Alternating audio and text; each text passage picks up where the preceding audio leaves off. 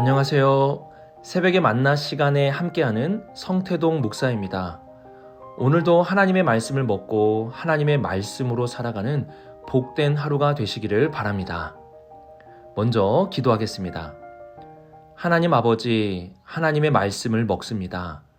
하나님의 말씀을 먹을 때마다 우리의 영혼이 건강하게 하시고 주님의 말씀으로 하나님을 더 많이 알고 나의 죄를 깨달음으로 살아가게 하여 주옵소서. 이 모든 말씀 예수님의 이름으로 기도드립니다. 아멘. 오늘 우리에게 주시는 하나님의 말씀은 룻기 1장 15절에서 22절까지 말씀입니다. 말씀을 함께 읽겠습니다. 나오미가 또 이르되 보라, 내 동서는 그의 백성과 그의 신들에게로 돌아가나니 너도 너희 동서를 따라 돌아가라 하니 룻이 이르되 내게 어머니를 떠나며 어머니를 따르지 말고 돌아가라 강권하지 마옵소서. 어머니께서 가시는 곳에 나도 가고 어머니께서 머무시는 곳에 나도 머물겠나이다. 어머니의 백성이 나의 백성이 되고 어머니의 하나님이 나의 하나님이 되시리니 어머니께서 죽으시는 곳에서 나도 죽어 거기 묻힐 것이라. 만일 내가 죽는 일 외에 어머니를 떠나면 여호와께서 내게 벌을 내리시고 더 내리시기를 원하나이다 하는지라. 나오미가 룻이 자기와 함께 가기로 굳게 결심함을 보고 그에게 말하기를 그치니라. 이에 그 두 사람이 베들레헴까지 갔더라. 베들레헴에 이를 때에 온 성읍이 그들로 말미암아 떠들며 이르기를 이가 나오미냐 하는지라. 나오미가 그들에게 이르되 나를 나오미라 부르지 말고 나를 마라라 부르라. 이는 전능자가 나를 심히 괴롭게 하셨음이니라. 내가 풍족하게 나갔더니 여호와께서 내게 비어 돌아오게 하셨느니라. 여호와께서 나를 징벌하셨고 전능자가 나를 괴롭게 하셨거늘 너희가 어찌 나를 나오미라 부르느냐 하니라. 나오미가 모압 지방에서 그의 며느리 모압 여인 룻과 함께 돌아왔는데 그들이 보리 추수 시작할 때에 베들레헴에 이르렀더라. 아멘.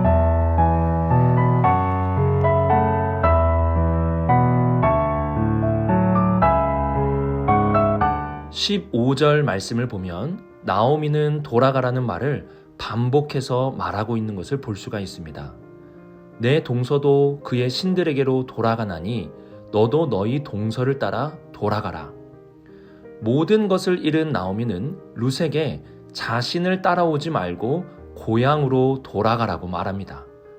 그러나 16절을 보면 룻의 결심이 굉장히 확고함을 볼 수 있습니다. 룻은 어머니가 가시는 곳에 자신도 가고 어머니께서 머무시는 곳에 자신도 머물겠다고 말합니다. 그리고 더 나아가 어머니의 백성과 어머니의 하나님이 자신의 백성이며 자신의 하나님이 될 것이라고 고백합니다. 또한 17절을 보면 어머니께서 죽으시는 곳에 자신도 죽고 거기에 묻힌다고까지 말합니다. 이는 자신의 전 생애를 시어머니인 나오미와 함께하겠다는 룻의 결단을 보여줍니다. 그리고 17절 마지막에 룻은 하나님 앞에 맹세까지 하는 놀라운 결단을 보여줍니다. 룻이 시어머니인 나오미를 따라가는 것은 잠시의 여행이 아닙니다. 그녀는 전 생애를 바쳐서 따라가겠다고 말하고 있습니다. 또한 자신이 섬겼던 모든 백성과 모든 신을 버리고 어머니의 백성과 어머니의 신이신 여호와 하나님을 섬기겠다고 말합니다.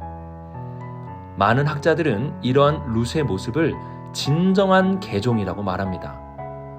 룻이 효심이 많은 며느리이기도 하지만 오늘의 말씀에서 보여주는 룻의 모습은 개종을 말하는 것입니다. 이방신을 섬기는 자에서 여호와 하나님을 섬기는 자로 개종한 것입니다. 룻의 개종을 보십시오. 그가 버린 것을 한번 보십시오. 그녀는 자신의 전 생애를 버리고 자신의 백성과 자신이 믿고 따르던 것까지 버렸습니다. 하나님의 백성으로 하나님을 섬기는 자로 살아가는 삶에는 반드시 버림이 있어야 합니다. 아무것도 버리지 않고 하나님을 섬길 수는 없는 것입니다.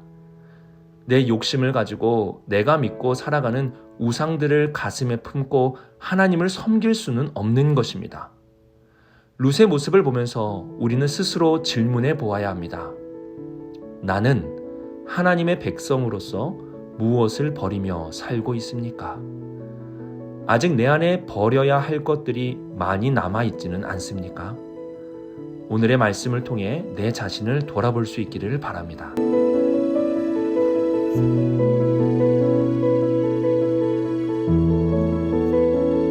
19절을 보면 나오미와 룻이 유다 베들레헴에 들어가게 됨을 보여줍니다. 그리고 그 동네 사람들이 나오미를 발견하고 떠들기를 시작합니다. 여기서 떠들다는 말은 너무 오랜만에 만난 나오미를 보며 기뻐하는 소리가 될 수 있고, 아니면 떠날 때와 다르게 너무나 안타까운 모습으로 변한 나오미를 보며 경악하여 떠드는 소리가 될 수도 있습니다. 저는 이 두 가지가 함께 나타나고 있다고 보여집니다. 처음 나오미를 보았을 때는 너무 기쁜 마음으로 나오미를 부르며 소리를 질렀지만, 나오미의 처량한 모습을 보고 경악하며 떠드는 소리로 바뀌게 된 것입니다. 이러한 사람들의 기쁨과 경악스러움이 함께 있는 소리를 나오미가 듣고 이렇게 말을 합니다. 나를 나오미라 부르지 말고 마라라고 부르라 말합니다. 나오미는 기쁨이라는 뜻이고, 마라는 그 반대말로 괴로움이라는 뜻을 갖고 있습니다. 나오미는 자신이 괴롭게 된 것에 대해 전능자 하나님께서 괴롭게 하셨다고 고백합니다. 그리고 21절을 보면 내가 풍족하게 나갔더니 여호와께서 내게 비어 돌아오게 하셨다고 말합니다. 자신에게는 지금 아무것도 남아있지 않다라는 뜻입니다. 나오미는 정말 모든 것을 잃어버린 여인이었을까요? 그녀는 아무런 소망도 없이 하나님께서 모든 것을 비어버리게 하셨을까요? 아닙니다. 나오미에게는 자신의 전 생애를 버리고 모든 것을 포기하며 함께 하려고 하는 룻이 있었습니다. 그런데 나오미는 자신의 처량한 모습만을 바라보며 하나님께서 심어 놓으신 룻을 바라보지 못하고 있습니다. 하나님은 나오미의 모든 것을 잃게 하지 않으셨습니다. 하나님은 나오미의 곁에 룻을 심어 놓으셨고, 이제 룻을 통해 마라, 괴로움의 삶을 나오미, 기쁨의 삶으로 바꿔주고자 준비하고 계십니다. 우리가 괴로움의 상황에 있을 때 하나님께서 우리에게 주신 룻이 있다는 사실을 기억할 수 있기를 바랍니다. 하나님은 모든 것을 비어버리는 분이 아니고 룻을 남겨놓으시고 그 작은 룻을 통해 모든 것을 바꾸어 주시는 분이십니다. 괴로운 상황에 주목하는 신앙이 아닌 하나님이 심어 놓으신 룻, 내 삶에 있는 룻을 바라볼 수 있는 신앙이 될 수 있기를 바랍니다.